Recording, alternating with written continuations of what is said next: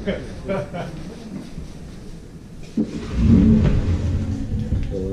like these chairs, man. This is nice. We're gonna start doing this more often. I like this better than. The next time we do this, I have to bring my guitar and start us off with a little. You should bring your guitar. With little, but I'll do the singing. Yeah, you do the singing and I'll do the picking. No, I'll do the picking, you do the grinning. Yeah, there you go. That's all I'm good for is grinning. I think this heat's getting to us already. It is. Man. It's good to see you, man. Appreciate you coming here joining us. Appreciate all you guys. We're going to do something a little different tonight, a little different format. We're just going to kind of do an open Q&A. You know, it's getting hot. We've covered a lot of the techniques, and here's the deal. We've kind of settled into these patterns where we're kind of doing the same thing that we've talked about a little bit here lately. Like, not a lot is changing because the weather's not changing. We've kind of reached a stable weather pattern. And so instead of going into detail on some type of pattern that we've already talked about recently, we thought tonight would be a good opportunity to let you guys tell us what y'all want to know about. So if you have any questions at all at any time, man, just shout them out, raise your hand, whatever y'all want to do is fine with us. How's it been going, man? You been catching them pretty good? It's been good. Starting to have some changing, as I know we're both seeing, and that's what almost like settling. That's it, right? And that's exactly what's going on. We're not getting hot. We're not up in that upper 89, you know, in the morning, 94 in the afternoon. So we've talked a lot of times about how those fish will post-spawn and then they can kind of go both ways, and that's kind of the way I feel. Like, you don't have a whole bunch of fish offshore. You don't have a whole bunch of fish in the shallows. So you got to work the areas that you're fishing thoroughly. They're still your big fish are still there. You're seeing them. You're hearing them. Yeah, we catch them most days, but then there's days where we don't. Exactly. Yeah. And the same offshore. You know, I'm having a day where I find them real well, and then the next day I can't find them. Only consistent thing that I did want to bring up, since we don't have a topic tonight, I really wanted to say something. I don't want to sound arrogant, but I want to use you to back me up. I've been having a lot of people lately, especially that know me well. You know, Mike, oh man, you really had the best year yet. This year, 5th year here. You've been really consistent. You know, just like a choo-choo train, constant. What are you doing? What are you doing different? I've had that question a lot, and it hit me driving here. Billy will back this up. Billy taught me a whole lot about shallow water fishing. I come from deep water, as we talked before. In December, January, February, he really, really gave me everything I needed to. If I wanted to go be an elite angler again, I feel like I could do it from what he gave me in that shallow water. But when I pulled out of that shallow water, about March, what did I start fishing? Shell beds. Shell beds. Yeah. I was driving here. Guys, the one thing that I've been doing, I didn't do anything different, is I've been fishing shell beds for 4 months straight. Nothing but shell beds for 4 months straight. The little gap that I had was when they were actually on the beds, you know, and I'm not real solid at that. But other than that, I mean, I've had some work weeks. I had to work for it, but it still came off shell beds. And it's been shell beds from 2 foot of water and now all the way to 35 feet of water. So I don't want to get into a shell bed topic, but it really instilled in me, you know, as a fisherman. They're a big thing, and they're in every lake in East Texas. They're in every lake. I don't know if it's cross country because I haven't fished cross country, but I know all these lowland reservoirs that we have down here in the south. There's shell beds in all of them. You don't believe me? Go look up Takahiro Mori's last Elite Series victory. He was on Wheeler Lake, Tennessee River System Lake. He was fishing the Lake Fork pattern. I mean, he literally, if you look at him, he's in the middle of the river on a shallow bar, okay, and he's throwing big swim line through swim baits and topwater spooks. It just in the flat middle of the lake on a bar, and it's a shell bed, guys. It's the same thing that we do right out here at the mouth of Little Caney every March, in February sometimes, depending on the weather. And you know, in all different places on the lake. There's several different ones all over the lake, but Little Caney's the one that's most popular because they're the most obvious. Right. They got those shallow points that extend way out. But it was the exact same thing that Takahiro actually learned here. You know, let's talk about Lake Fork. You know, if we're going to talk about a topic, let's just discuss Lake Fork and the greatness of Lake Fork, because if you look back over the years and you look at what Lake Fork has taught the bass fishing world, guys, it's unfathomable. Like that, you know, the Cinco started here, right? The flutter spoon, the man that invented it, sitting right there. This is the Mecca. This is the Mecca where this things is. are developed. There's a reason that I call this the Goat Lake, and it's not just because we catch more big bass out of here today than any other lake in the world. That's not it. It's because it's produced all those big bass throughout the history of the lake, and it continues to have longevity like no other lake has ever had on double-digit class. There's never been a lake that produces double-digit class fish for the long period of time that this one has. 25 overs in the skeeter event. And 25 overs. The techniques, guys, the stuff that has been, you know, if not invented here, tweaked here, and perfected here, and the shell bed is just the next thing that we've all been doing for a long time, and some of us did, most of us didn't really know what it was exactly, didn't understand exactly what it was, but now it's kind of evolved into this thing where it's traveling, you know, obviously across the country when you got a guy like Top going out there and winning big-time Elite Series events. It's an incredible deal, man. Lake Fork is an amazing place. Just to get out here and hang out on the water every day and just see some of the people you see, it's amazing. I think it's the ultimate training grounds. If somebody wanted to become a pro, if you had a high school protege that you wanted to mold, this is where you should mold them. If they can perfect themselves here, they'll learn how to grind here, they'll learn how to catch them here, they'll learn all the things that they're going to experience out on the tour, and they can perfect them here. It is. And you know, you just... Well, why is that? Let's talk about why on that. Why is it so great? Let me go. So even Scott Martin at the Kentucky Lake last month, shell beds. He talked about the exact same shell beds. He talked about them on Fork. He talks about them in that deal. And I learned something from Scott. You know, we talked about post-spawn fishing. Remember when Heartbreak was really going, man, we had them. We just had them there. It didn't matter. 7 a.m., 9 a.m., 10. When you went there, you caught them. And Scott mentioned something to me that I'd never, ever thought about these shell beds being. But that tile floor down there is nice and cool. So when you got a lake littered with dense shell bed, it's cooler than those areas, especially in early post-spawn. So those post-spawn fish are going to those too. And now, using that to answer this question, Lake Fork's the most healthiest, fertile water in the nation. Now, I want to say the world, but there is better water in Africa and stuff like that. The main reason... How does he know that? The main reason water fertility is life. Yeah, so you can have a trout lake up in the high country that they call non-fertile. The water it won't sustain anything, but it doesn't have bacteria content, not a lower. It's called non-fertile, and that's why those dangerous species of fish that are prone to catch disease and stuff like that live and better in those waters. But now let's stay with Fork. So getting above my pay grade right there, y'all. Fork is the only reservoir in the United States of America, man-made reservoir that's not fed by a major river or tributary. Well, it's the biggest. It's the largest. It's the largest reservoir with no major. Because there's a lot of small lakes. Yeah. So things don't wash through it and out of it. Now, of course, when we get 50 inches of flooding like we did the past couple of years, things kind of can go through for it. Right. But not like all the rest. And it holds the nutrients longer. Holds all the nutrients. I get people from Toledo and Rayburn area that ask me that. What is it that makes Fork just hold up year after year? And Toledo and Rayburn have a little bit more of this going on, right? That's right. And I say it's the river. and it's Angelina and Natchez. That's what it is. If you look at the top of the map, all the farmland on Fork comes to Fork. Mm-hmm. You go on some of those other lakes, and maybe a third of it, like I said, it goes elsewhere. We happen to be almost like a bowl where all the farmland and everything around it comes right into it.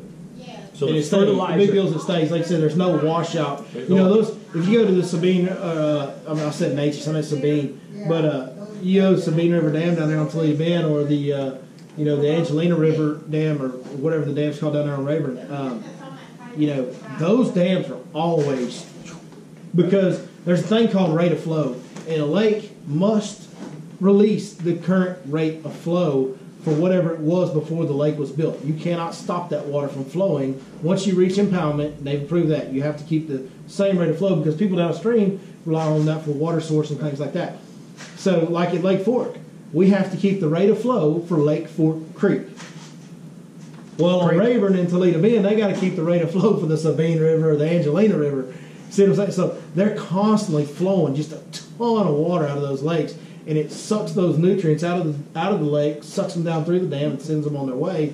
Whereas on Fork, it doesn't do it to nearly as much of a degree. Not at all. And then think about this you and I. It's funny how it's so cool how me and you, we do the same thing for a living, and we think about things a lot the same, but then it's complete opposite, because where you went with it, everything that you're saying right now is 100% accurate and true. But what I was thinking when I said why is Fork one of the greatest training ground was a completely different answer. And I probably have that. I want to get. You probably are going to agree with this too. And that's what I like. It's about just neat how we both. Exactly. Yeah. We just mesh. Think about this. All right. You just discovered shell all the way up in. I'm not going to say the names of places, but some shallow water. It is all the way. Yeah.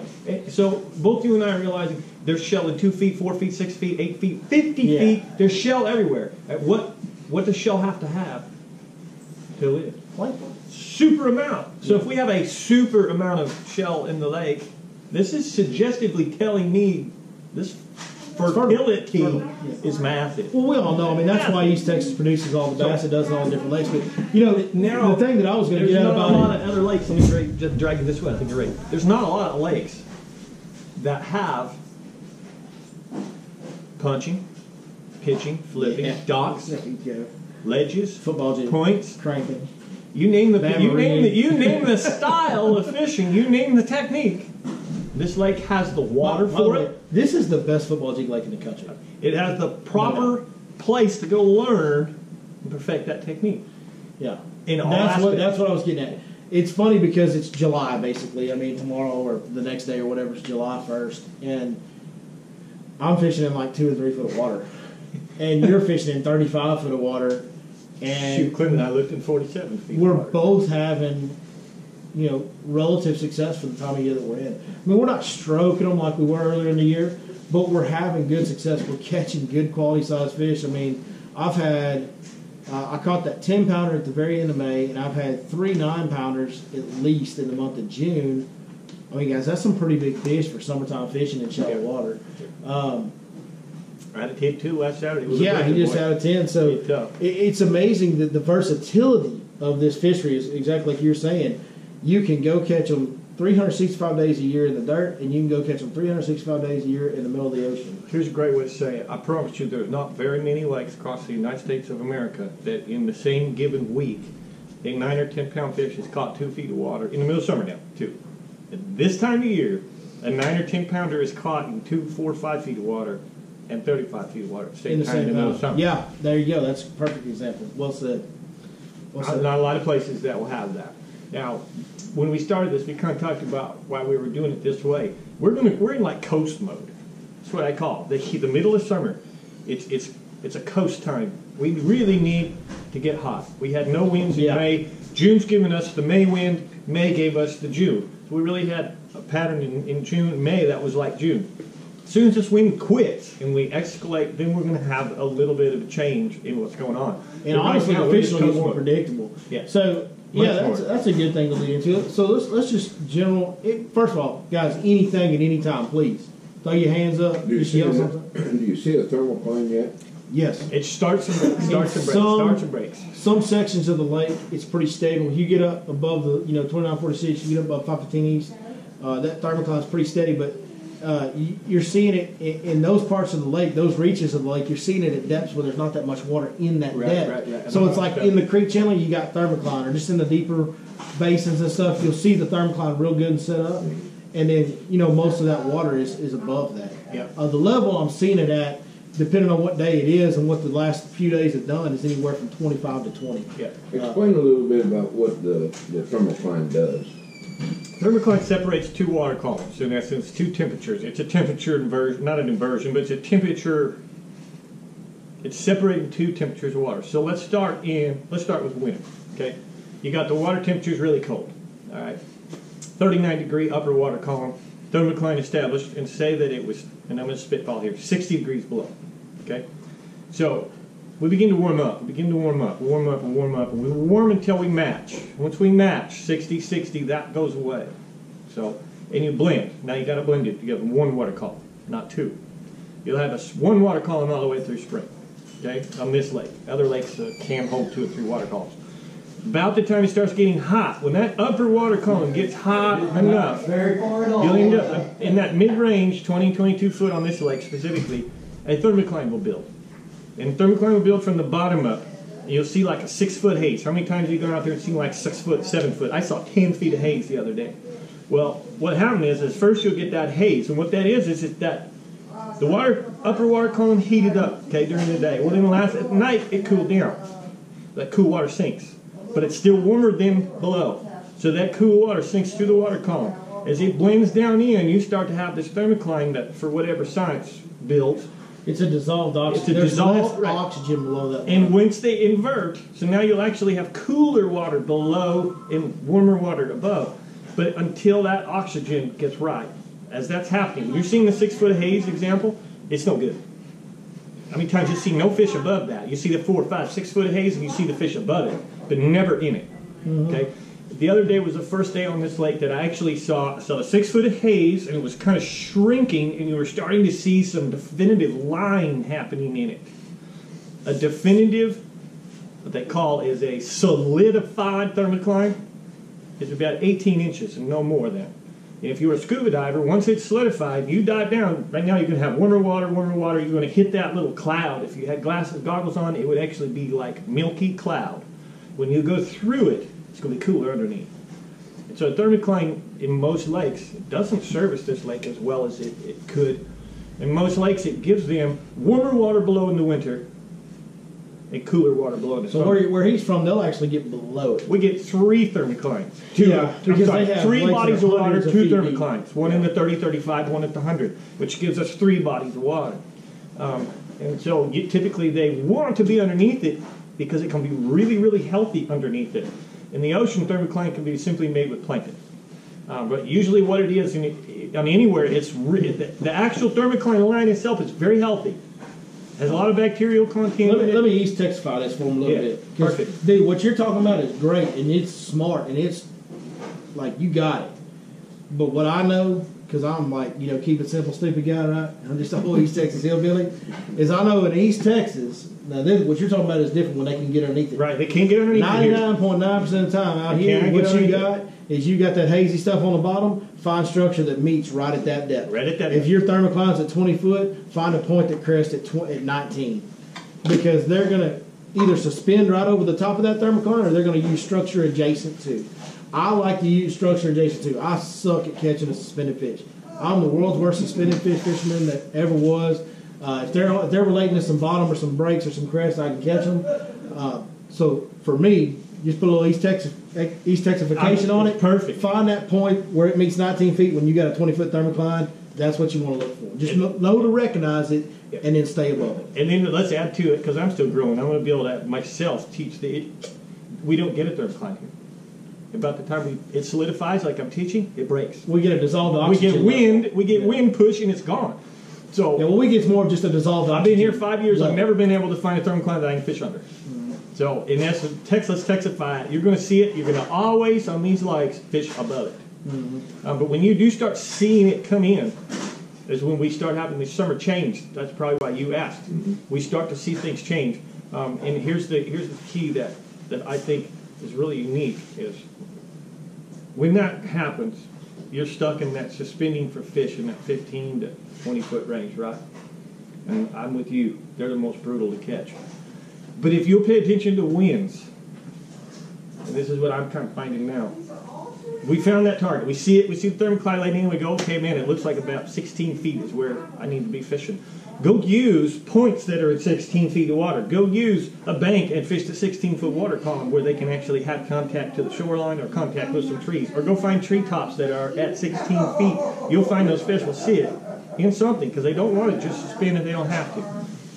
So if you can find something that relates to that level that you found, and that's what you're saying, it makes all the difference in the world. It can be an old underwater bridge. It can be a pond dam that just sticks out above it. It can be a tree, like Mike said. It can be a lot of things. I prefer to try to seek out, because we do have so much elevation change and so many target-rich environment out there with all the bends and points and humps and ledges that we got on Fork. They're just endless. I choose to try and target hard ground that sticks above it versus the trees. That's never been my deal. I know that's a big thing on Fork. It's just not ever been the deal that I've done, and I know it works. It's just something I need to get better at.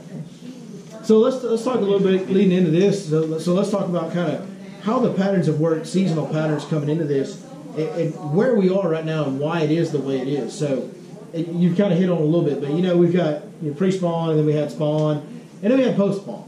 And it was really weird once we got towards the end of spawn and we got to post-spawn this year. We had 68-degree water temps on May 1st. Yeah. We had 90-degree water temps before the end of May. Guys, that's a big change for them fish. I mean, that sent them from, and all in 1 month, they went from spawn to post-spawn to early summer bite right now. and they got in that post spawn early summer bite and stayed in it for a few weeks, and we wrecked them because if you always do. Well, normally that starts at the end of May and lasts through June. Yep. Normally, Yep. most years here. What happened here was it got so hot so fast. By the time we got out of May and got into June, we were kind of the tail end of that Yep. and working into the early summer bite, and you can still catch them pretty good, right? And then they got into this They were already in phase. the trees, which they don't normally go to by that time. Yeah, because it's early, it's starting to get the summer. You Because start they're throwing worms in the middle of June. We're starting to get a few of them show up, right, in the beginning of June, where they normally don't show up until July. Right. Okay, so now you see what I'm saying? We had a post-spawn grouping in May, and now I've got 10 fish here. Well, now 3 of my fish, 2 of my fish are gone. Now 3 of my fish are gone. You see them doing here? So when we normally would have this out there through the whole month of June, now I've got this in June. Or less. So we still caught them, Yeah. but it just wasn't like we're used to. And now it's kind of stayed in that in-between deal where you've got the water temps where some fish are getting to the summer stuff and some fish are still on the Exactly. post-spawn stuff and some fish are somewhere in between. And now we've got 2 of our 10 left on our post-spawn stuff, and we've only got 2, maybe 3 or 4 of our 10 on our summer stuff, and we got 30,000 guides and 8,000 weekend anglers, That's it. and we're That's it. splitting those little groups of fish up. That's it. And that is what is going on. So what they're talking about is the thermocline builds as these fish get into summertime, even though they do suspend and get a little tougher to catch in general, like when you see 10 fish, it's hard to catch 10 of them. The deal is there'll be 10 of them, there won't be 2 of them. Right. Is that, Exactly. you see what I'm saying? So And once we get hot, there'll be all of them will be out there where they're supposed to be. And a direct answer to your question, any of that thermocline that does build here will build with more heat and less wind. Yeah, yeah. More heat and less wind. There's guys that literally, we have customers, and I have them, and he has them. I mean, I don't like y'all. These customers, I don't like them. Because you know when they want to fish? August. Because they know that those fish all get in small spots. And they're right. But hey, you get on the right day, dude. You can wreck them when they do Oh, that. yeah. Because I don't care whether it's hot, cold, or anything different. When you get a whole bunch of fish in a small area, they're competitive, Jack. Very much so. And they're going to eat. And when one eats, you're going to catch them all when they get all grouped up. Get them on fire. So there's literally people that wait all year, and they come out here between like July 25th and August 15th, and I'm like, bro, I'm taking 2 weeks off. And they fish right I don't through, want right no through the water. hottest It's part hot. of the day. And then, that's the other thing too. Those people that come that time of year, you're like, well, you want to do a split day and sit out the heat? And they're like, no, I don't want to start till 10 o'clock, and I want to fish till 6. We got our Yeti cooler. And about 100 bottles of water. We won't fish right through the heat. Because that's when they bite the best. Skeeter Fowler's a good friend of mine. Yep. And he doesn't guide anymore out here. You know the one time that he comes and fishes Fork regular? Second half of July, first half of August. He wants to fish at 1 and 2 p.m. And I hate it, man, because it's so uncomfortable physically. It is. But hey, when it gets slicked off calm and you can't hardly breathe, that's when they're biting the best. Slicked off calm. What's that? It hurts. What's that in Texas? It gets there in August. I promise you it does. Is that down to 1 foot wave? Yeah, yeah. Here lately, I know. Heck, it's been getting so windy. That shallow water's getting rocked, and I'm like, whoa, hold on. I ain't used to that back there, We you got know. spot lock to work for sure. Yeah, when I got to use spot lock in 3 foot of water, buddy, I'm telling you, that's power pole. Yeah. I put that. It's made it work for sure. Any more questions, topics? Come on, y'all help us out here. Get involved. Let's hear something. Want to hear some crazy stories or something? Been getting my butt kicked for the last 3 days. Just Yeah. It's been tougher this week. But where we're from, we have a lot of rock, and it's We nothing don't have a lot of rock. That's nothing that I've found here. Yeah. What's rock? What's rock? We got one rock pile. Yeah, what's rock? Damn. Yeah, there's one rock pile. It's right there. You can see the vein coming up on the dam. That's it. That's the only one. There ain't much rock in this lake. No, there's not. That's about all we have where we're from. Yeah. Where are you from? Southeast Arkansas. Or Southwest Arkansas. Southwest Arkansas. Okay, I got you. Yeah. Do y'all fish any of the river fisheries up there, Dardanelle, anything like that? I have before. Okay. So, hey, you know how some of that stuff you fish on Dardanelle? Get way back in the major creeks and look for that. Cause Yeah, fishing my strengths, but all the reports and stuff that we're hearing from people, they're saying just go 25, 30 foot of water. And so we're fishing like we've never really fished right. before. So I'm just, hey, you're my people. You see what I'm saying? Like, I got you. This is what I did. Like, I promise you, my boat hadn't, other than today, because my people specifically wanted to do offshore structure fishing, My boat has not seen 20 foot of water in the last 10 days. I'm fishing in 2 foot of water, bud, and I'm catching it. If I was fast enough, I'd follow you. So let's What I'm telling you is you get to the major creeks, and when I say major creeks, I'm talking about at the end of the road. You know what I mean? Like all the way up this side, all the way up that side. You know, Little Caney, Birch, big creeks that run north. That's what you want. Go to the end of them, and then you'll get those massive flats with grass all over them, and you find those drains and ditches like you're used to on Dardanelle. It's the same deal, Bubba. Is that the same thing that happens on Dardanelle in the Fish summer? your strengths. That's what I've been telling Yeah. people. We got to fish our strengths. It's a diverse fishery. Get up there with a swim jig, a chatterbait, and go to work on them, Bubba. I'll tell you, with what happened today, I had a little learning experience. I'll give you my week. It's got tough. Monday, Tuesday, Wednesday, Thursday got tougher and tougher. It took me half a Monday to figure out what. We'll talk about that in just a second. The moon. We were an off moon. Yeah. We're in what we call harvest moon, which is great for growers, but not good for fishermen. So the moon has set us off a little bit on that deep bite. The bite the last few days, even the shallow water, like the big fish bite, it's not as consistent. But in the main lake, I've been fishing 18 to 35. And the past 2 days, I've really recognized this bait in the upper water column. It doesn't matter where I'm. I can be way out in the middle, grasping a hump in the middle of the dang lake, and that bait's in the 5 foot water column, heavy. It's been in my mind, and today I went looking for some treetops that were in 30, 35 feet of water that would come to the surface, hoping the bass would be in the treetops at the 5 foot, taking advantage of that. I haven't found any of those. Okay, but here's what I'm going to simplify this. Tomorrow I'm tying on a chatterbait and probably a magic popper, and I'm going to all wind-blown banks in 5 to 10 feet of water, points, stuff like that. If the bait is offshore, 5 feet of water, free suspending, and getting blown in, hey man, that's that thing. We're giving that. Isn't that? Forget the 15-foot thermocline. That's where the food is. Food's not going to go to the fish to get eaten. The fish is going to come to it. So when that bait's out here, it's hard to catch. It's in open water. But when it gets wind blown into the point, 5 feet of water. So that man talking about Joe Spate's spoon in 5 feet of water today, and he wasn't way up like Billy. He was just in the main lake. Mm-hmm. Really, light bulbs came on to me, and I said, dadgummit, something as simple as that. I saw that food. McDonald's. It's everywhere too. Everywhere it's a fertile lake, brother. You can find life anywhere. So there you go. There's your strike zone tomorrow. That's anywhere. Tomorrow morning for at least 2 hours. I'm going to assume that I'm going to get a strike in 5 to 7 feet of water, and I won't put it down. And I'm going to go all the way to the end of the road. And interesting. and where are you getting your strikes in the end of the road? 2 to 5 foot of water. at the end of the road. Hey, I'm telling you, just because you told me you know Dardanelle, that's why I'm saying, like, it's the same deal. Like the stuff they do in the summertime, and I know they got some offshore river fishing on Dardanelle, but the stuff they do in Dardanelle when they pull that current, you get on them grass edges and them ditches and drains, it's the same thing up there. When that wind current gets to blowing, you get on the edges of that grass and them ditches and drains, and you'll catch them. And I'll tell you, it's the end of the road. It is. It is the end of the road. Yeah. The good thing about here is I got a lot of different end of the roads out here. Some information I mentioned to you at lunch today. I asked you if you're going to punch it. I heard grapevine somebody's catching a pretty good punching up on the 19 bridge. Yeah, well, I'm actually, there's that's something we just, I'm not fishing up there out of respect for somebody else that I know that fishes a lot of tournaments. That's all that is. But I'm sure he is. Yeah. I'm sure he is. Yeah. And that's that shallow fish, 2 to 3 4 Same foot of water. You know, the punching deal, and I had some guys ask me this, and, these shallow fish, I've been throwing a lot of, weedless swim baits and chatterbaits in that grass, and I love that chatterbait and that swim bait.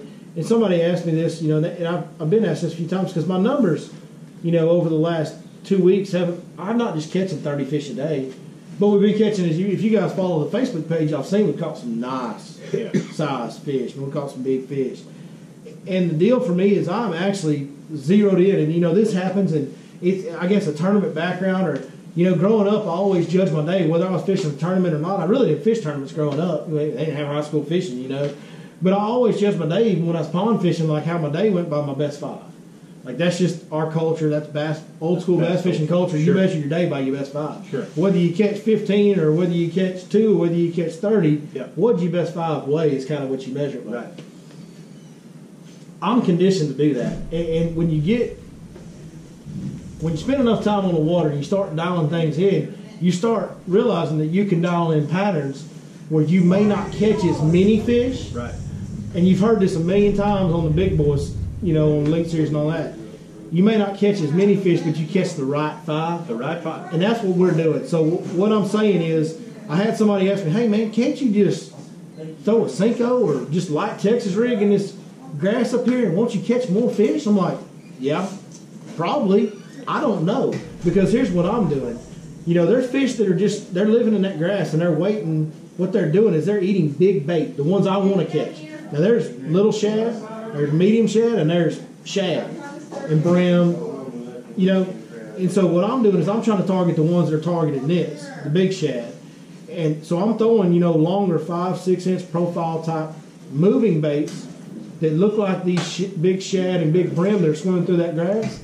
And because what happens is those fish are sitting on them grass edges and them clumps. And when a wad of those come by, I mean, you'll see them do it because you're in 2 foot of water. And you'll see them just go crazy for 5 seconds. Well, I'm trying to imitate that. Throw down that edge and come by that grass clump with a moving bait that looks like a shad or a brim, a big profile one. So I'm specifically targeting fish that are specifically targeting the bigger bait.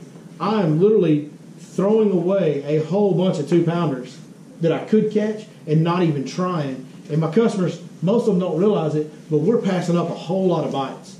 Now you could go in there and flip or punch the edges and do some, and I like punching. I've caught a lot of big fish punching. But when they're chasing that big bait, buddy, it's hard. And I know I can get 7 to 12 bites a day on it. It's really hard for me to not target that fish. I agree with you, and I got here's the gist on it. Man, I got long-winded. Well, I can ramble. That's all right, I like it. I like it. I got a really cool testimony, true testimony story. You can go target numbers on Fork. Oh, yeah.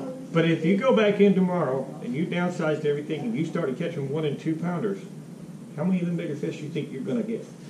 You might catch 1, you know, or 2. On a day when they're really chewing, you might catch all of them. And here's but why. Day in, day out, you're not going to catch the bigger fish. Here's why. When you're catching those 1 and 2 pounders, the big ones get alerted. Just like deer. Okay, so and here's a true story. Here's a true story. This is how I actually learned it. Mr. Mark Pack, I hope you get to see this, because this is kudos to you. In 2010, I flew out here. Actually, I drove out here. Long story short, I fished with Mark Pack for 5 days. They were contemplating having me be the spokesman for the Big Bass Battle. On the 4th day, at about 11 o'clock, Mark says, "Dang, Mike, let's go. I'm buying lunch." We run in. And, you know, a lot of times Texas people can be a little rough and gruff, and so being from California, me and my partner definitely a California guy. He's like, who? That could mean a whole lot of things. You better be careful. Yeah, well, you know, sensitive, whatever, social, you know, that kind of, man, this guy's rough and gruff. I'm not sure I like him. Soft is what we call it around here. Soft. Yeah. And so we're eating some lunch, and my buddy, he's a wise man. Keep his mouth shut though. Very respectful, 69-year-old courtesy man. But you know, behind the scene, he's saying, "This is a rough old boy. Got us fishing this week, right?" You know, I come to love Mr. Mark Pack. He's Christian, he's a teacher. But let's stay with what happened. So on day 4, we're having lunch. And Mark says, "They ain't gonna bite till after 1 o'clock." So we're in here at lunch at 11, 11:45, 12, 12:50. And we're not paying for anything, because Lake Fork Pack was putting this on for us and everything, and but it started to get monotonous.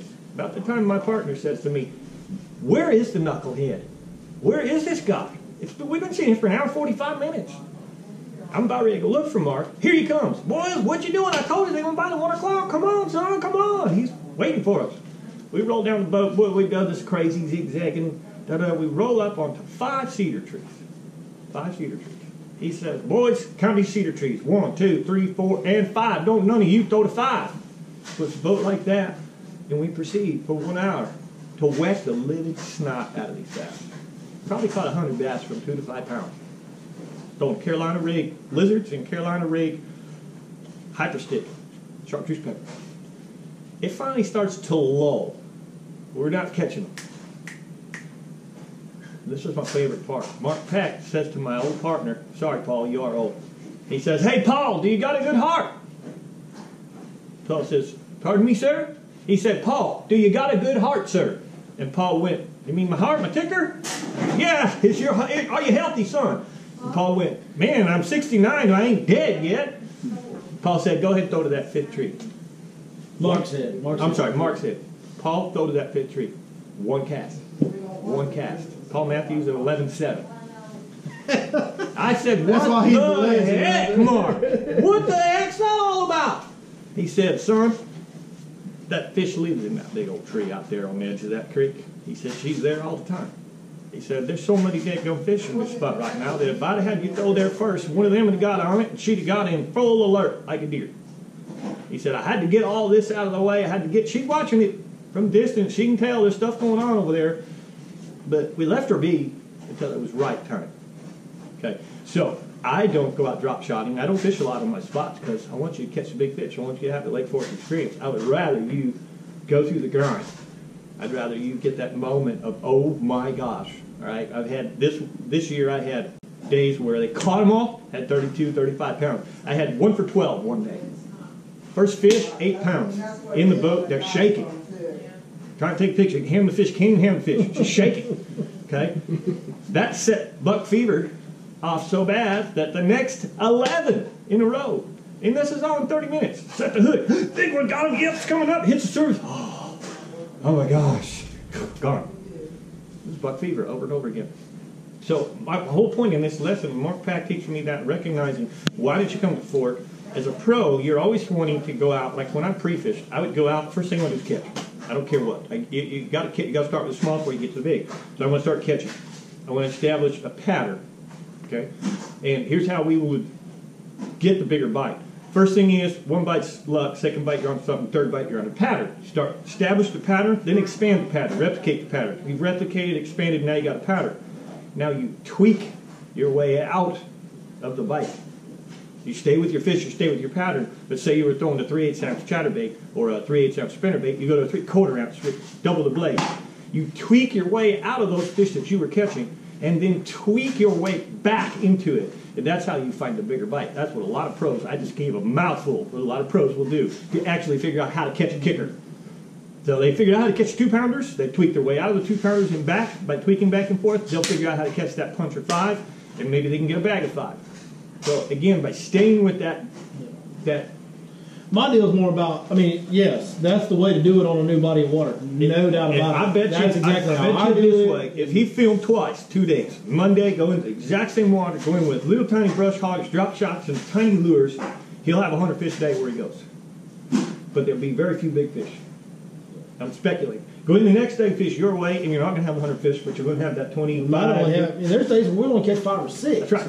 But we got a 26-pound bag, right. you know. It's we only had 7 on the birthday boys deal. We had 7, but we had a 10-2, a 6-8, a 6-12, and then some 3 and 4s.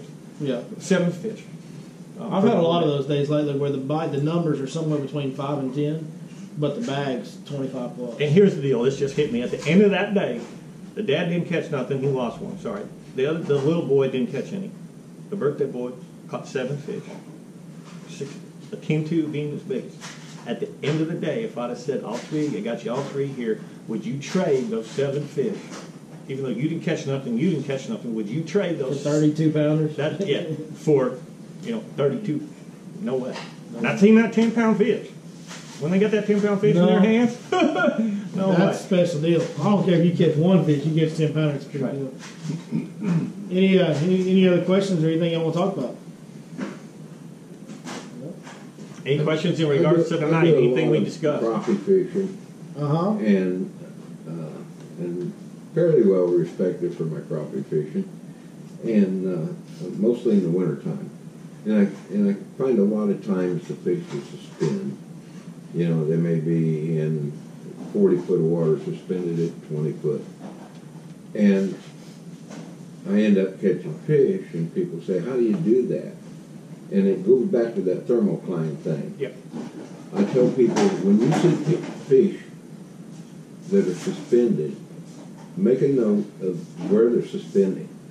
Go to where the bottom comes to that. Man, that's my deal, isn't it? Yeah. And they said, so how do you know those fish are feeding there and they're not feeding out here? I said, I don't. But I can fish the bottom at 20 foot a lot easier than I can fish 20 foot in 20 foot of water. Great point, and that's something that when I go to a new lake, and here in East Texas, a lot of times I'm a grass hound, and I'll go looking for grass right off the bat just because that's kind of my wheelhouse. But when I go to a new lake and I think it's going to be offshore structure deal, like yesterday I actually filmed on a lake that I have not been on all year long. I haven't been on it this year at all. and it does not have. It's one of the few East Texas lakes. Oh, this is a good show. Does Wait till you not guys have see this the, show. Boys going swimming. There, don't tell. You can't tell them. Love They it. won't watch. Love Um, He don't lose, but he's lost twice now. So there's no grass in this lake. It's one of the few lakes around here that has no grass. But we went there, and I know the lake well from past history, right? I got some knowledge on it as far as where there's different brush piles, where the points come out, humps, all that stuff. The very first thing that I look at is I idle away from the boat ramp.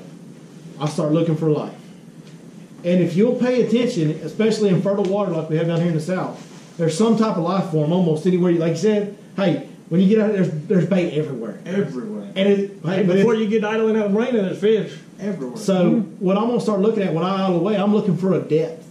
What's the most consistent depth? And you'll have a window, and it may be a bigger window. Sometimes of the year it'll be a 7-8 foot window, right? And sometimes of the year, like right now, it might be a 2 foot window. They're from 6 foot to 8 foot, or 12 foot to 14 foot. That's the first thing I do when I idle away from the ramp. I try to identify where the majority of life is in the water column. Okay, that's going to set me up. If I know I'm probably not fishing grass today, so it doesn't have grass, I'm going to look. Well, like yesterday, it was 14 to 16. Well, I just immediately went to the brush piles in 14 foot to 16 foot of water. And the very first spot we stopped on, the very first spot I went to is where we caught over half our fish yesterday. Of the whole day. Big mouthful of how to go, And how to it's choose just where like- should I start. That is such a big deal to find out what the majority of life is using in the water column depth-wise. There's a lot more even to that. Joe, think of it this way. A mountain lion sits on the edge of a pasture in the tree line waiting to attack what? The deer when they come close to the tree line. So when they're suspending out in no man's land, it's very difficult for fish. They have no ambush. They have nothing to pinpoint. Doesn't matter what kind of predator. So that's why when we get near a point, we get near where the break is, or at 15, we get near it. Or a brush pile in 14 foot of water. They may or not be eating there, like you said. Can I catch them? But your odds are higher when they do come to there. They come there to eat, to use it. That's why I talk about treetops. You know, if they're open water, man, God, they can't catch the bait. If they can sit in the treetops and wait till it comes to them, that's different. I have one other thing That's a big deal though, guys. Finding out the depth that most of them are using. and and finding the structure that correlates to that depth. Very important. Okay, now let's stay with big fish though. So let's say, I'm going to use me example. Tomorrow morning, I launch a boat and I see that 5 foot shad again. By the way, that's threadfin. Most of that we're seeing in the 5 foot water comes threadfin. Well, if I go targeting the bass that are eating threadfin and the 8, 9, 10 pounders aren't eating crappie, am I going to go catch bass? Oh, yeah. You bet. Man, I still may catch a 8 pounder. The lake's got them. But I have not stayed targeting. That's why I want to keep targeting on fork. But throughout the year, they have different species of food that they like. Right now, it's more brim and yellow bass. So tomorrow, when I change up my pattern to go fish this 5 foot water, I do expect to catch fish, and I do expect to catch some big ones because I believe that's where they move back in. But the target of bait necessarily will concern me. I don't believe that a bass is going to eat threadfin shad and keep 10 pounds on his body all summer long. Yeah, and that kind of, it's funny because it's like it all meshes and ties in like we talked about. What did I talk about in the shallow water? Right. There's fish up there that are eating all kinds of stuff. There's little shad, there's in between shad, but I'm specifically going after the ones that are eating the bigger bait. The gizzard shad and the brim is what I'm looking at. Right. And that's why I'm throwing the baits I'm throwing and using the techniques I'm using. So it's interesting how two totally different situations within the same body of water, and yet we're thinking about the same stuff. And honestly, what I'll actually be looking for tomorrow is yellow bass and crappie eating threadfin. That's exactly what we're doing. Like literally, we're looking for brim, and believe it or not, there are some yellow bass in the backs of these creeks, like way back there. Oh yeah. And I'm actually looking for that activity. And I had this conversation today with my customers. I said, look, we just saw them bust over here 10 minutes ago. We're outside the creek channel where they're schooling. Those aren't what you're catching. You're going to see those yellow bass in the brim, and they're eating them little bitty shad. I said, when you see them schooling, don't throw in there. Throw right next to them. Throw 10 feet, 20 feet outside of them. On the ambush points. Here's your creek channel. Hit that creek channel next to where they're schooling. Hand to the man. That's where they caught every fish in that stretch. That's exactly In what that I creek plan on channel doing next to tomorrow. where the marfish and brim were schooling. I'm going to look for a main lake point that's windblown, that's got the features that I want, that has some blowing up small stuff. I'm gonna fish the edges of it for the big stuff. That small stuff's feeding They on. gotta have ambush Chain points. command. The small stuff's feeding on the little baby stuff. The bigger stuff's feeding on the bigger and the bigger. And that's what drew it up. So People ask you sometimes, you know, when you look for bait and you get on a lake that's got bait everywhere, how do you know when you found the right bait? Here, man, any bait is good if it's in a high concentration. Like when I get back in those creek channels, I want to see those schools of shad, even the little, you know, pin minnow type stuff. I like seeing them. I like seeing the schools of the smaller threadfin. And the reason I like seeing that is because it starts the chain. Hey, something's got to eat them. Something's going to be eating them. Yep. And whatever's eating them, something's going to eat that. Until you get to a bass, because he's the apex. The big mature bass is the apex. a rule of thumb with your bait. And first of all, on fork, you got to be really careful because the bait is actually thread finning gizzard shad. Everything else is a fish. Yeah. But some of the fish are bait. Some of the fish looks like bait, and then I become bait. But you can have a ball go by the graph, and it's actually 2,000 baby yellow bass and not shad. The guys will go look at that ball of shad, and I say, no, it's got yellow in it. Too much yellow in that ball. It's dense. It's dense More and it's bone, hard and more taller. bone. Yeah. So, but here's a rule of thumb that you can use. They use it in the ocean. When you got mass amount of bait everywhere, you want to look for the bait that's broken up. Okay. I like this. You've taught me. This is a great one. Anytime, especially in the ocean, this is really in the ocean, when the bait is round and teeming round, it's as safe as it can be. It's not scared of nothing. It's not scared of anything, and it's really hard. It's feeling protected. It's evolving. Once something like a swordfish blows through it, or shark, it gets broken. And little segments and little pods get broken off. So a lot of times when I'm fishing, we actually saw. When I'm fishing these we shell actually beds. saw this on the graph today, and I wish I would have taken a picture. It was the coolest thing I may have ever seen on a graph. There was actually some bait, and the bait went like this. And in the middle of that, like as that bait was breaking, there was two big arcs. Yeah. Like I literally drove over two bass, busting up a school of Perfect shad. timing. The Perfect coolest thing in the world, man. and once they're broken up, that's the key. That can tell you, hey, something's happened in this area recently. It's happening in this area now, or it may happen again. I'm in an area that something's happened. It's kicked the bait around. It's recent. It's fresh.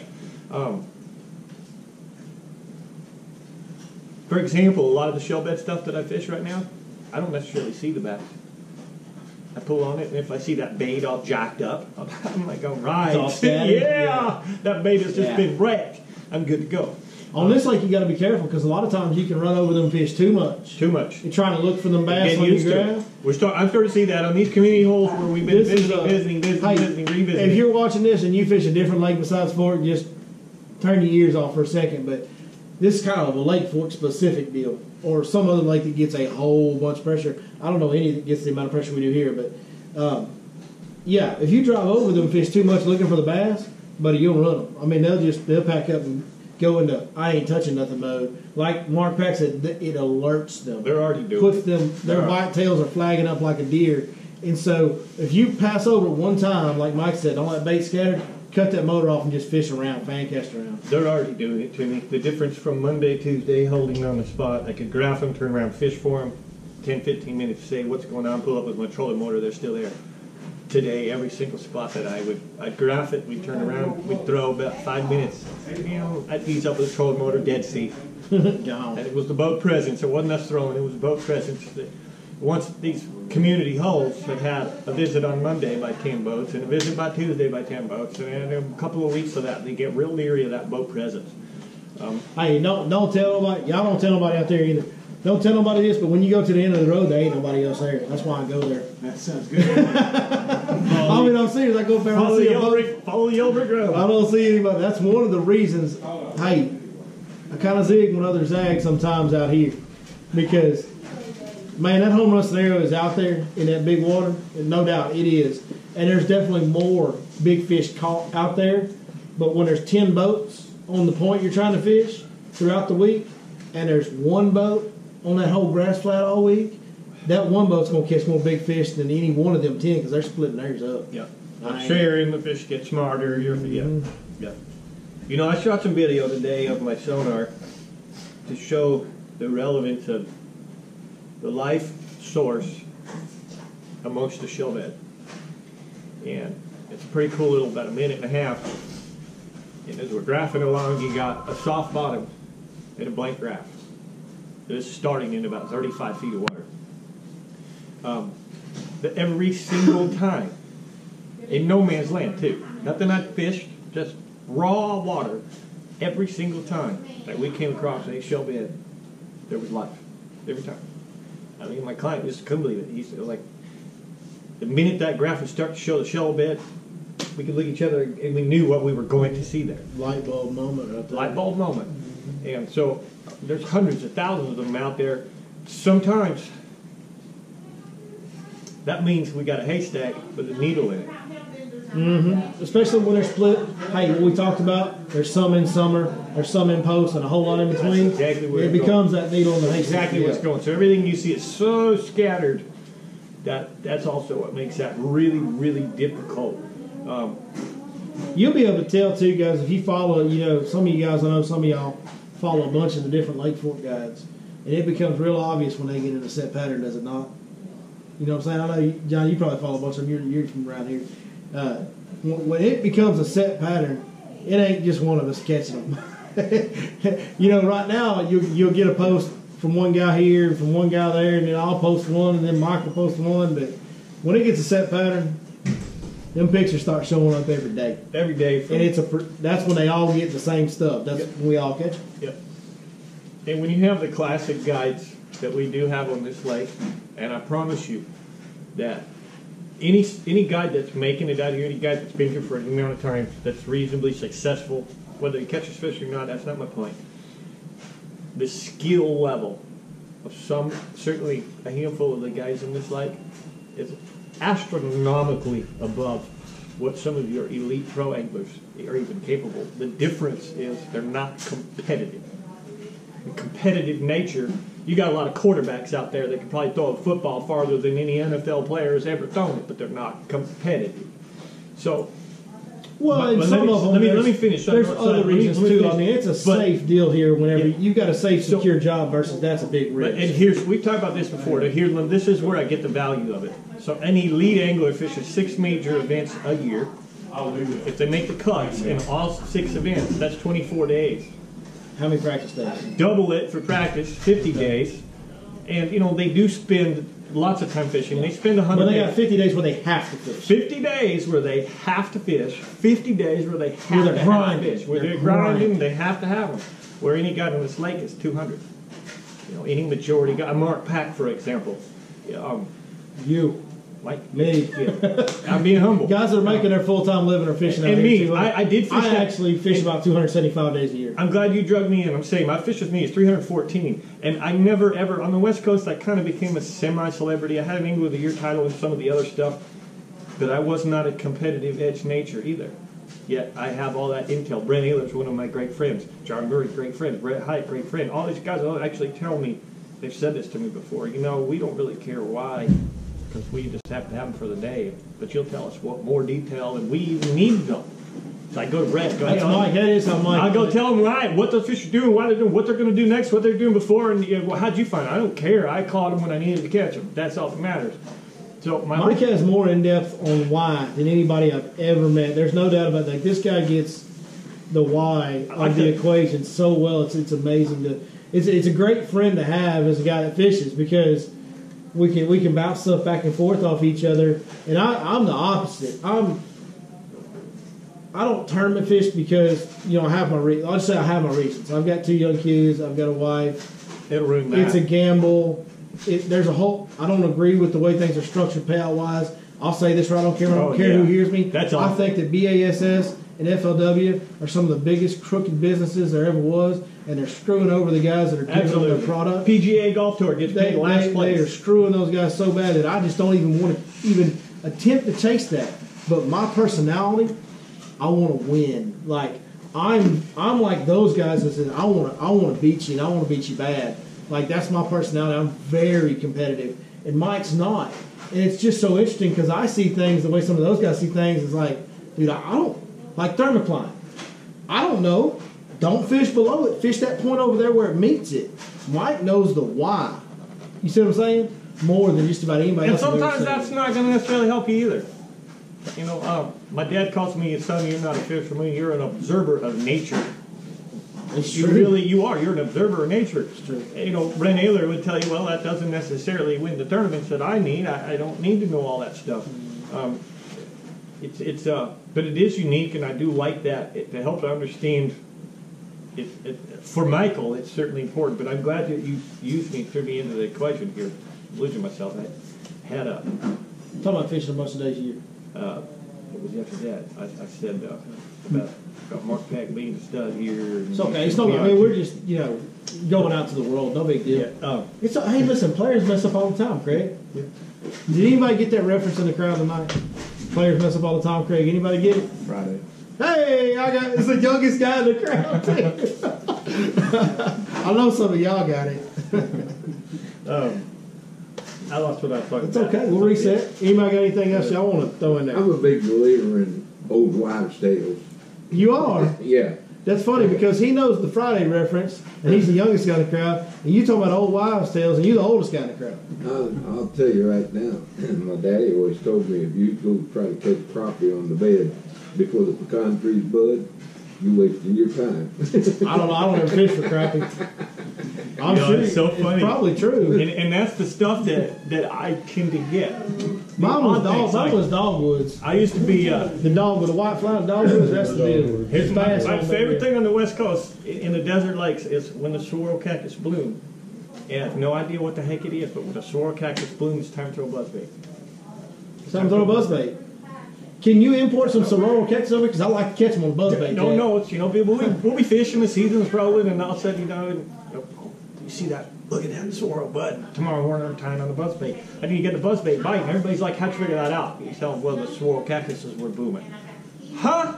Hey, What the hell does that have to do with bass fishing? I don't know. If the cows are laying down, go do your laundry. Hey, I don't believe in that because them cows lay down a whole bunch in the winter and we catch them in the winter. Man, I tell you, I do and I don't. I know there is an association because I had Larry Mantle will like this. Larry Mantle, professional on the West Coast, training me when I was learning some things, and he runs me out up this creek on one day and shuts down. I said, what are we doing? He said, keep the cattle over there. We ain't doing nothing until they stand up. I'm sitting right here sipping my coffee.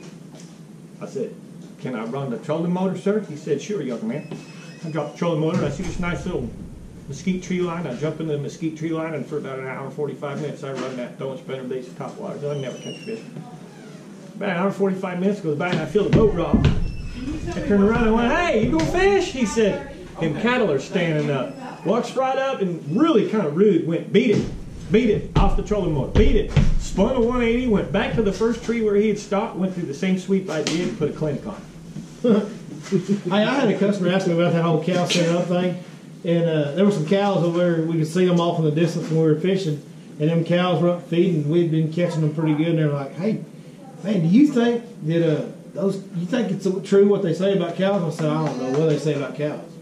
He goes, I just played dumb, He's like, because I really don't put a whole. I got to fish and catch them every day, so I don't care. Like I'm gonna try to make them wait on the cows. I'll try to make them bite whether they going to or not. But I said, I don't know what they say about cows. He's like, well, they say when the cows are up feeding, that means the bass are biting. Them cows are feeding, we've been catching them. I said, man, I don't know about that, but I'll tell you one thing that's lead since pop lock about cows. I said, you see that cow down there in the water? I said, when the cow's in the water before 8 a.m., it's going to be hot, Jack. Real quick. And that's true every time, I promise. Since I do pride myself on the why, here's the deal with the cattle. Here's what happens. They got man influence in a lot of things, all right? So man can decide to feed the cattle, which makes him get up. The cattle that we were on with Larry Mantle were out in the desert. They were free-range cattle, so they were on Mother Nature's clock. There you go. If it's a wild animal on Mother Nature's clock. To add into that, when I go to the lake and I see deer running around, boy, I'm jacked. Now that is true. And that's why you're like me, a lot of it, you already have it, you do it. You just execute it, you don't know that you processed it. And Well, I just grew up in the woods, That's you why know. you disconnected from your cattle. You're like, yeah, I don't know. Because man has manipulation. Man can decide to feed the cattle, and the cattle will wake up. Get up. That's when the cows eat when old boy honks the horn at the gate. There you go. What the hell is that having to do with bass fishing? But the deer Free-range don't. cattle. The deer don't. The squirrels don't. The Yeah, alligator when I see deer and hogs in the morning on the way to the lake, on crossing the road, or something, it gets me excited. And I have found that there is a correlation. When the deer are up and running, we're gonna catch them that morning. Might not catch them all day. We're gonna catch them right off the bat. If you'll take the time to look on a daily basis at the major and the minor of every day, Talking about moon cycles, moon cycle, peak activity hours. Yeah. if you just watch the deer. Oh, there's no doubt that affects Every it. time you see the deer out, notate it. You're driving somewhere. Here's how you do it. You're just driving somewhere and you see some deer active. Note the time, note the date, go to your calendar and look, and that will be in one of those windows. Those deer don't move 10 hours for the day. They move in the windows. Been more active in the minor than in the major. And sometimes, I'm glad you said that. So let me tell you something that I'm starting to find a little bit of ground in. It can be either or. So when you are, here's something Variation. that I'm kind of working Serious on, variation. that I've been paying attention to, and so far it's kind of, I need to start making a journal of it and making That's notes, where you'll see because that. I've just been kind of trying to keep it in my head, and it gets a little confusing, because that ain't much in it. And it's easier to Never lay it mind. on. Okay. Easier to lay it So, on. one thing that I have noticed for me, I find that when I'm approaching it, when I get past the full moon and I'm going towards a new moon, the secondary peak period is more effective. When I'm approaching a full moon, the primary peak period is more effective. cool.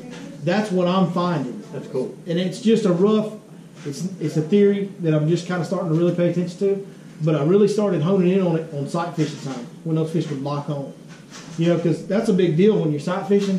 Man, there's been studies that say that the moon doesn't affect when you're sight fishing. That is bullshitaki, boys. Yeah, absolutely. Because we've all sat there and watched the cove be empty, and then 3 days before the full moon, that sucker starts filling up. Every time. And the day after the full moon, they're everywhere. Every time. Every time. Every state So in the I don't lake. care what anybody tries to tell me that ain't true. That's true, 100%. And then also, if you look at the peak period, when you're coming up to the full moon, okay, they'll lock on the best during the primary hours.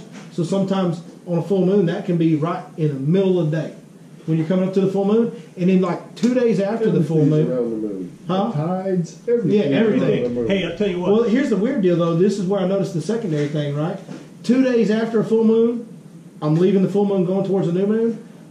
They don't lock on in the middle of the day anymore. They're locked on in the morning, which is weird. Bedfish don't lock on in the morning. If you sight fish a lot, sight fish don't usually lock on at 7 o'clock.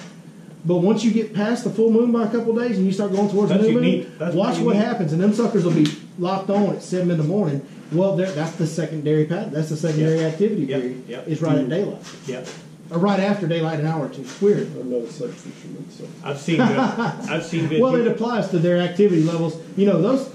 Those same activity levels that cueing those fish to feed, cueing those fish to lock onto that bed and be more defensive. Absolutely. That's true. Absolutely. Hey, Agreed.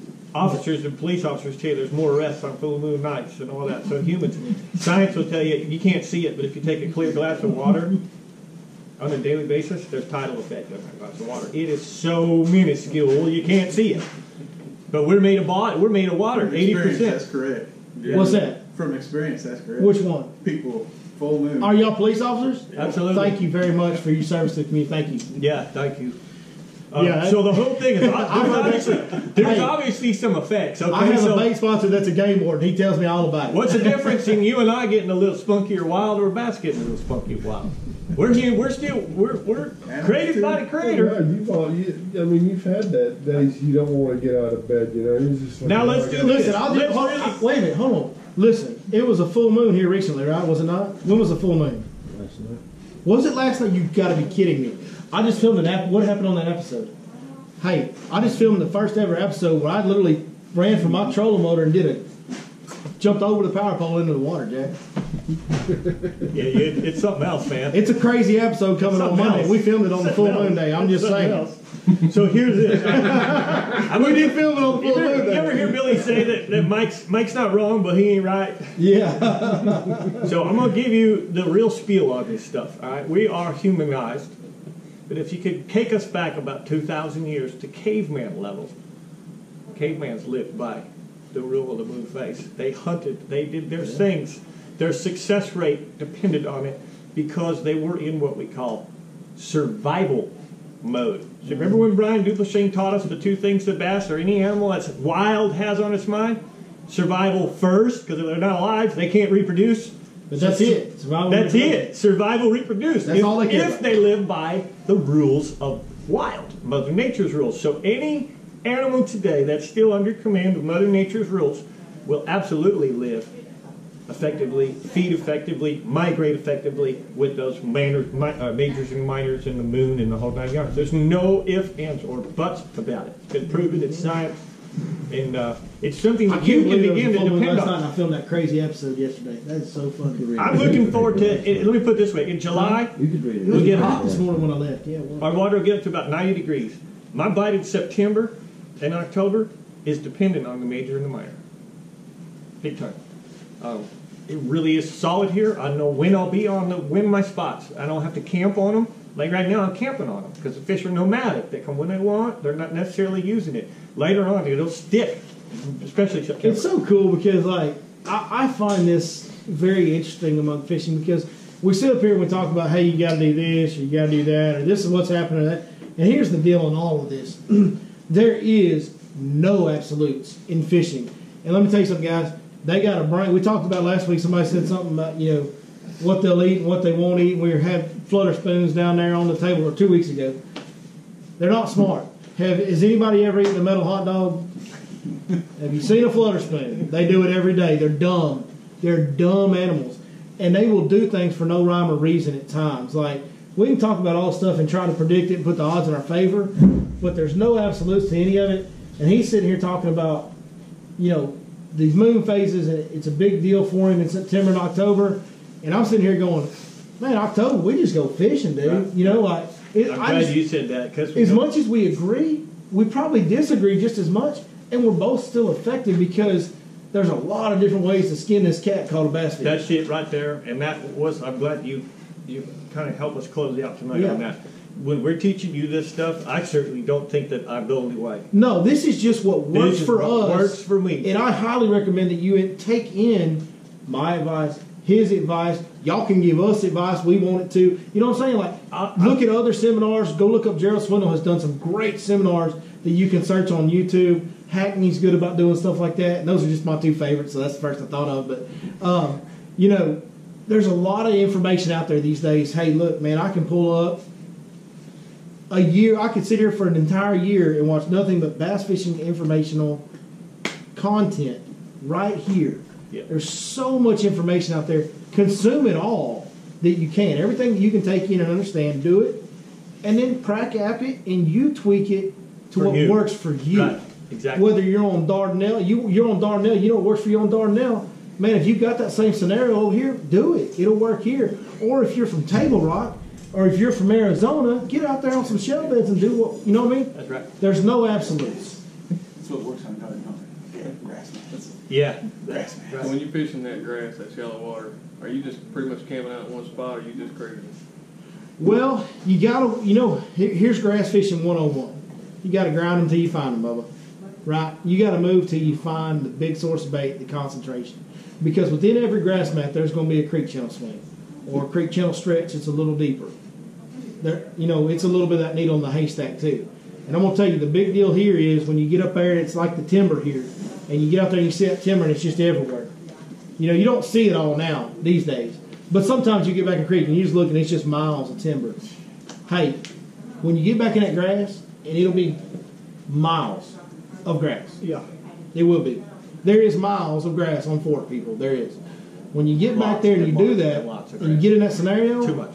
Ignore that. Now, if there's no grass, no timber, where are you going to fish? Within that area that has grass, where would you fish without all that stuff in there? Find your creek channel swings that create the best points, the deepest drop-offs. Look on your map. Look on your contour map. Find where two creek channels join each other. Like, two of my biggest key areas, I'll give you two examples so you guys can look for something similar, okay? One of them where I'm starting every morning, the main creek channel's off to the left, but I like to get out in the very middle of it, in the middle of the bay. You know what I mean? Like, get out in the middle of that grass is where I like to try and find them. Well, there's a secondary creek channel that comes in here and swings this way, and then there's an unmarked drain that just goes behind an island. Where that drain meets that creek channel turns and that drain meets it, that's a main lake point. I mean, slap out the middle, 1,000 yards or more from any bank. That's one of my best spots. Now, it's literally 2 foot everywhere. And that creek channel's 5 foot and that drain's 4 foot. Where those two meet, that's my deal. So you got to look for contour lines as if there was no grass there. Am I making sense? You follow me? Yeah. So those key areas, here's the deal. I got the exact same spot on a Heartbreak Ridge, in 32 feet of water, where a long point comes down, and it has a creek right there, right at the edge of the creek. It's the same thing, but it's not 2 feet deep. It's 30 feet deep. Yeah.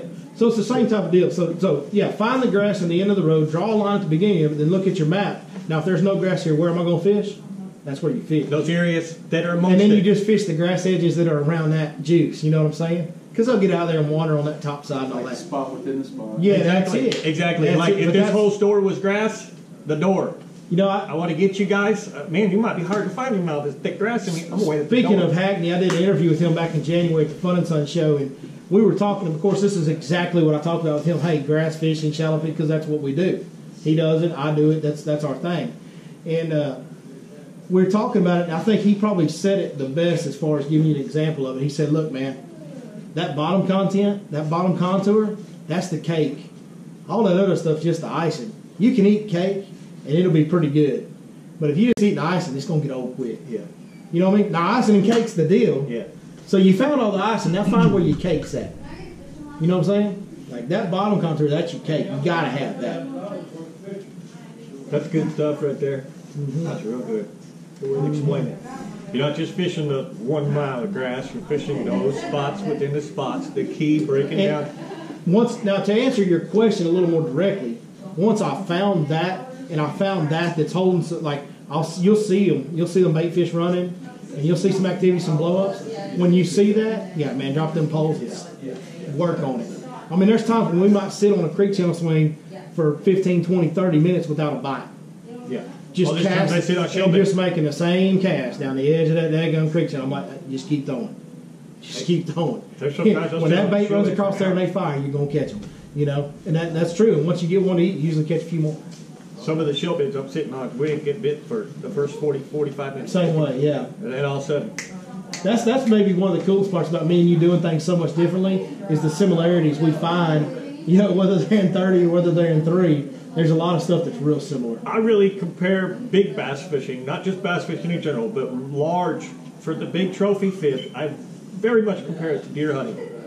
It's a deer hunter's going to go out, he's going to scout an active area. He's going to look for fresh poop, fresh track, fresh rubs, fresh sign that means the deer have been here. There's a life here. And then what does he do? He pitches a tent, a blind, or a tree stand, and he camps. He's gone to the area where he expects them to come to. He's seen the sign that says suggestively that probably could come while I'm here. I'm going to wait it out. And the only difference is we got to keep a bait wet all the time. We got to keep the bait wet. Yep. So, let's end with this. I'm going to make you laugh. You going to make me laugh? I'm going to make everybody laugh, but there's going to be some merit and some truth to this. Because that's probably not true right there. It's almost here. All right. So cameras, I've obviously gotten small. Okay. Got little cameras in pins, but they haven't gotten cheap yet. They're still very expensive. I do know of some guys that are working on some baits with cameras in them. And here's the funny thing. This is a puzzling thing to me. How come a deer hunter can go out for a week? You leave your wife on Monday, you come back on Saturday. She says, "How was it?" Man, honey, Monday, Tuesday, Wednesday, I didn't see nothing. But Thursday, these deer start coming in. Friday, the biggest freaking buck of my life. Oh, my God. One more step, honey, I would have shot him. She says, "But you didn't kill nothing?" No. Are you going to hunt next year? Can't wait. Why? Because I saw the buck, baby. Right? If we could have a camera in our jig. Oh, my God. On this lake, I guarantee you. No, I don't want that because it'll make me quit. It'll mess us all up. There's going to be so many OMGs. It'll blow your mind, and it'll make the guiding so easy because we've got you on them. And that's what I teach and profess. That's why I'm saying this. When I get home at the end of the day, I got to look at myself in the mirror and get out of the shower. And I've done this for 12 years now. When I look in that mirror and ask myself, were you on the fish? Were they present? Yeah. Then you did the best you could. You did your job. You put them there. If I actually look in the mirror and go, no, I feel bad. That's when You know, I'm on those slapped. days when you say no, you know what helps? Coors Light. Coors Light. Yeah. But my whole point of this is to tell you, look for this in the future. These cameras are going to change the fishing one more time again. And if we just could realize how many times a fish pulls up on our bait, or here's my final part of that, how many times we're bit and don't even know feel it. Yeah. We zeroed today, and then you go Yes. look at your camera, you're going to go, dude, I suck. He had it in his mouth. I suck. I got bit 50 freaking They just need to make times sure that I can mount that camera right there on the console so I can be like, hey, watch your partner. He's terrible. Watch this. I want to be able to have it. I'm looking forward to just be sitting in my seat now. Yeah. And I have to watch You got tips. your, wait a minute. You got your feet up. I do it. Right? You got your feet up. You got your spot lock on, and you just sitting there. Hey, Swing. Set the hook. hey, Billy, got one looking at it. Get ready. Get ready. Right now, I do some crazy things. Mark Pat taught me these little cute sayings, but I watch rod tips. I'm a line watcher, and I watch rod tips. And it's my favorite thing is to just get up out my chair, walk up there, nudge my client, go, what are you doing? I look at him and go, you trying to weigh that fish first? They'll Trying go, to what? weigh him. I go, you trying to see how much that fish weighs before you catch him? Set the hooks on? They'll just look at me like, huh? And they're, God, how'd you know? Man, I saw your tip. I saw your line hop. Doing, you know. So I really love doing that. I hope we get to do it from a watch. You just, hey, what's your name over there, sir? Michael. I'm going to be sitting down one day. Michael. Hey, Michael, get ready, son. Okay, set the hook. You're going to be like, huh? It'll be like sight. You know what? The worst though is it'll be just like sight fishing. Let me tell you how this goes down when you're sight fishing. They'll be over there, they're shaking that bait. You're like, oh, he's looking at it. Here he comes. He's looking at it. He bit it. No. And they don't do nothing. Where They're are like, the when I say he bit it, what do you think? Set the hook, man. It drives you crazy. Same thing with the flogger, that orange Oh, flogger. it drives you crazy sometimes. Hanging a flogger over the side of the boat, crystal clear water, so you can see it for the beds in 20 feet of water. Yep. You hang that flogger, one guy's literally looking in the water, and he's telling the other guy, move the bait to the right. Now move it to the We got some right. customers trying to come. Y'all got any more questions before we get out of here? Yeah, I'll wait till the camera Wait, gets set okay. up. Can I ask you a question? Yeah, yes, And of I'm not- course you can. I'm not part of your team, but is this like their meeting for? It's not a meeting. So we're actually filming it. We're doing a seminar. It's free bass fishing information to help people catch more fish. Oh, so you don't get paid to do it? Well, I mean, we're guides, so I guess if we book trips out of it, we get paid a So little much bit. pay to get, be guides. I mean, you can pay us if you'd like to. We do take I want to tips. get paid. I want to be a guide. We do so- take tips. Oh, you want to be a guy? Yeah. No, I don't think you do. We don't get paid that much. Yeah. You better, if you can make do with a good school teacher salary, then you might want to be a fishing guy. Nope, no thank you. Do you have any businesses or no? No, they're all gone. They sold them. The good part about it, we get all the perks and benefits of it. That's kind of our life. No, I just seem like a fun little It meeting. is. So. We are. We have a good time. Y'all have a Hey. good- Thank you all very much. Oh, okay. Did you ever put your GoPro in? Put my GoPro in the water? Put it in water purification. Put it on some braid and let it down. No, I know. I know. You ever done Yeah. it? I haven't. In Lake Oh, come Havasu, on. we went Man, I'll make my living off that thing. I'm scared. Yeah, I do. I may have more than one. It might be. They came out with that aqua view years ago, and we went to Lake Havasu with it, and it took three of us, one guy to run the trolling motor, one guy to hold the deal, and one guy to put his face in the aqua view, but we saw things that blew your mind. We saw smallmouth bass nosed up to empty beer cans. It's unbelievable. Yeah, I mean, and this lake's not a real clear lake. No, No, but you we still just- see, they come up to the camera, check it out. Yeah. They literally Curious. swim right up to the camera. You know what I have people ask me all the time? Like, we'll throw some crazy looking baits. Like, you ever seen them named mice? Them stupid rat lures? Man, that's the dumbest thing in the world. The pink ones and the blue one. I know you throw it. I know you do. This stupid pink. Look, hey, I got to give this credit to Andrew. Oh, Andrew Grills. He came up with this one liner. This is one of the best ones I ever heard. He goes, I said, he brings out and he busts out that pink and blue rat. I said, and this is one of the best fishermen in the state of Texas, in my personal opinion. Andrew is, and I think you would agree. Oh, yeah. He pulls out this pink and blue rat, and I'm going, dude, you're not throwing that in my boat. He's like, oh yeah, I'm throwing it. I'm gonna catch him too. I'm like, what the heck? Why would they eat that thing? What does that look like that they want to eat? He goes, listen, bro, they're curious, and they can't walk up there and be like, hey, what's this? What is that? Right. I mean, they got one way, and they're curious animals. They're gonna go up there and nose it. And when you got treble hooks hanging off the bottom, that's all you need. That's their mark to it right there. Hey, thank you guys for coming. Thank y'all for watching, and thank Lake Fork Marina for being our host as always. Great facility. And thank you for another good night, another great week on the old pond. We'll see you guys next time right here. What are we gonna see him? Don't tell me. We don't. What? You mess this up every time. Now I gotta edit. Y'all see what he does to me? Don't see your Lake Fork guy. I know. I didn't. Well, I never get It's to do okay. it. You're Lake Fork guy. We got it. Go. See ya.